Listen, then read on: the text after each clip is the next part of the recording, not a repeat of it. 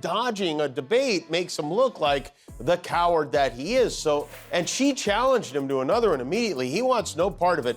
He continued, I went from very successful businessman to top TV star, ...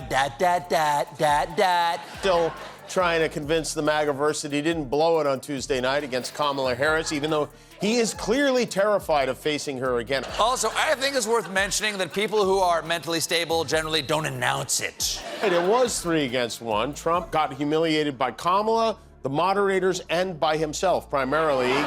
Look, I'm a very stable genius. Now, if you'll excuse me, it's past my cheeseburger's bedtime. Let's go.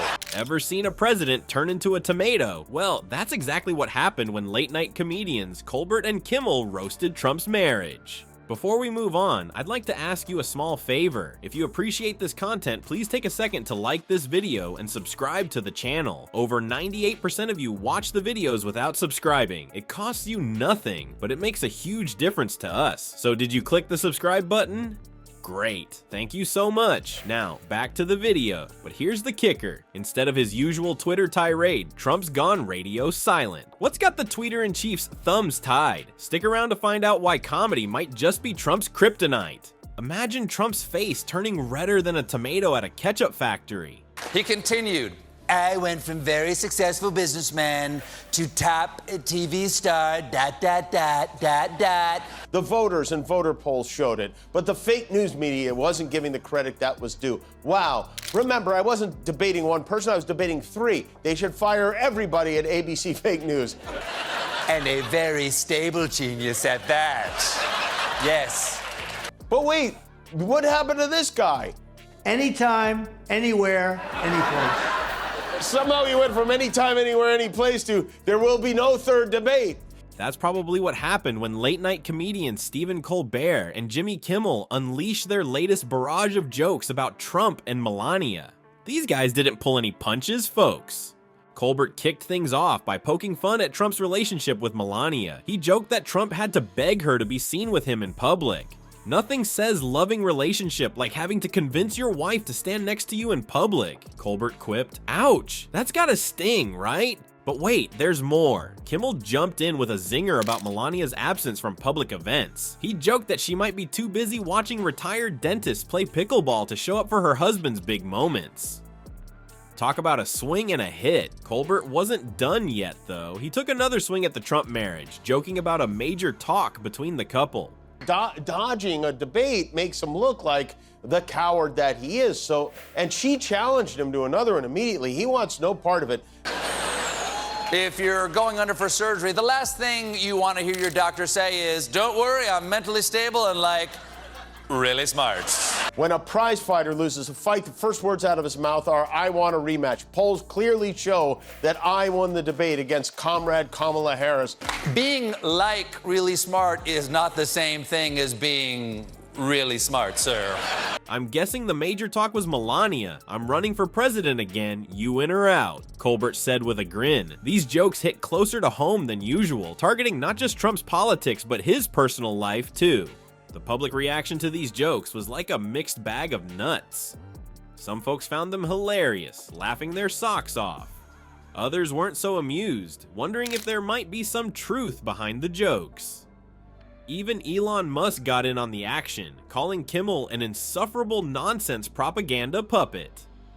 Looks like these jokes struck a nerve. Still trying to convince the MAGAverse that he didn't blow it on Tuesday night against Kamala Harris, even though he is clearly terrified of facing her again. Look, I'm a very stable genius. Now, if you'll excuse me, it's past my cheeseburger's bedtime. Let's go. It was 3 against 1. Trump got humiliated by Kamala, the moderators, and by himself, primarily. I think that would qualify as not smart, but genius. ...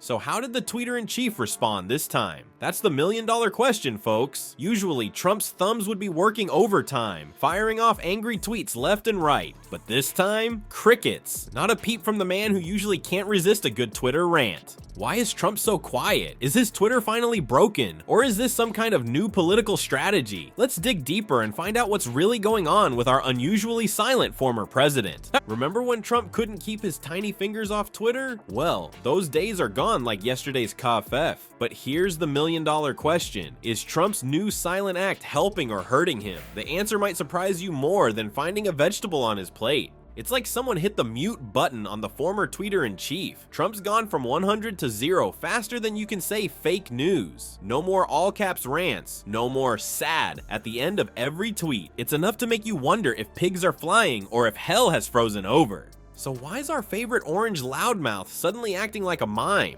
Some political smarty pants think Trump's finally learned to zip it. They reckon he's trying to avoid more self-inflicted boo-boos.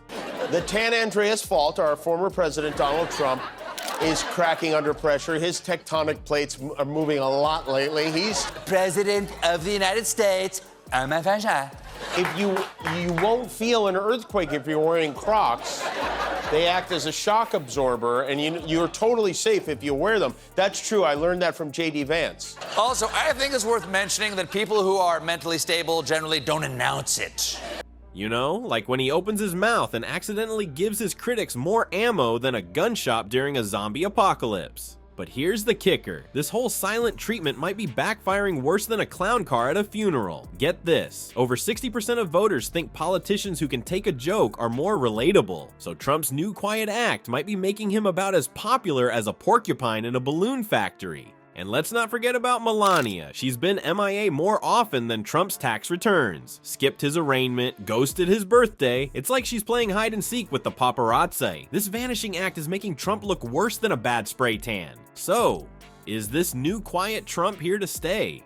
The experts are scratching their heads harder than a flea-bitten dog. Some think it might help him dodge controversies like Neo dodging bullets in The Matrix. Others reckon it's just a matter of time before he's back to his old tweeting ways, like a dieter sneaking back to the cookie jar. But here's the real question. Where does Melania fit into all this? Is she the reason behind Trump's sudden vow of silence? Or is she just enjoying some peace and quiet away from the Donald drama? Stick around, folks. This presidential soap opera is far from over. So, folks, we've seen how comedy can pack a punch in politics. It's like a secret weapon that can make even the toughest politicians squirm. Colbert and Kimmel's jokes about Trump and Melania, they're not just for laughs. They're shaping how we see our leaders. But here's a brain teaser for you. What happens when politicians learn to laugh at themselves? Will it take the wind out of comedy's sails or just give comedians more material to work with? It's like trying to figure out if Trump's hair is real or not. We might never know for sure. Speaking of Trump, let's hope he finds his sense of humor soon. Otherwise, he might end up being the butt of more jokes than a clown at a pie throwing contest. Poor Donnie Diapers. Maybe he should stick to golf instead of politics. At least on the golf course, he can claim his bad scores are fake news.